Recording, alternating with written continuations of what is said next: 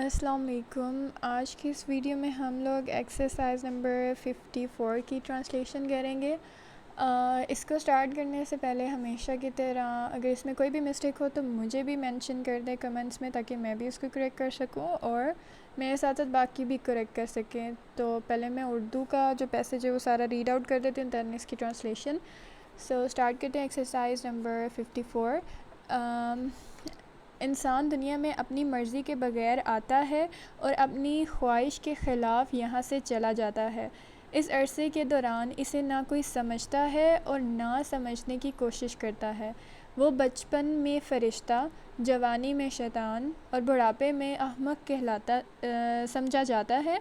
अगर शादी करे तो इसकी ज़िंदगी जानवरों की सी है और कंवारा रहे तो कहते हैं कि इसका चाल चलन ख़राब है।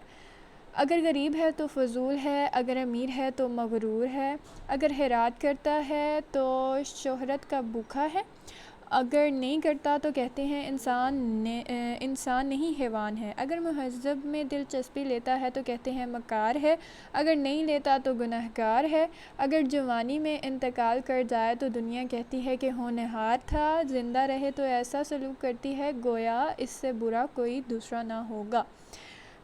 इसकी ट्रांसलेशन देख लेते हैं।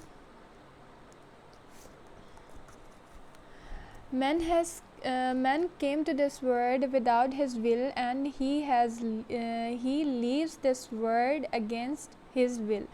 Anyone during this period nor understands him, neither tries to understand him.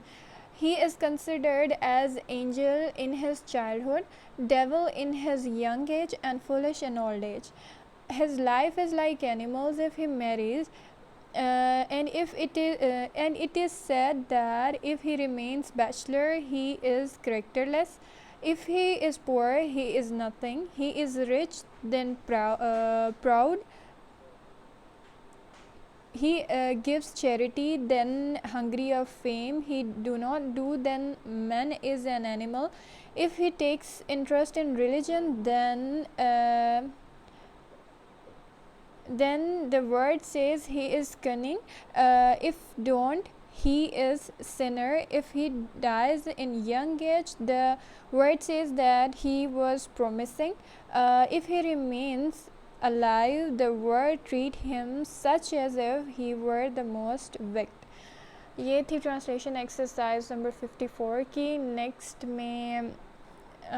Next video में एक्सरसाइज नंबर आई गेस 75 की ट्रांसलेशन होगी। जब तक के लिए अल्लाह हाफ़िज़।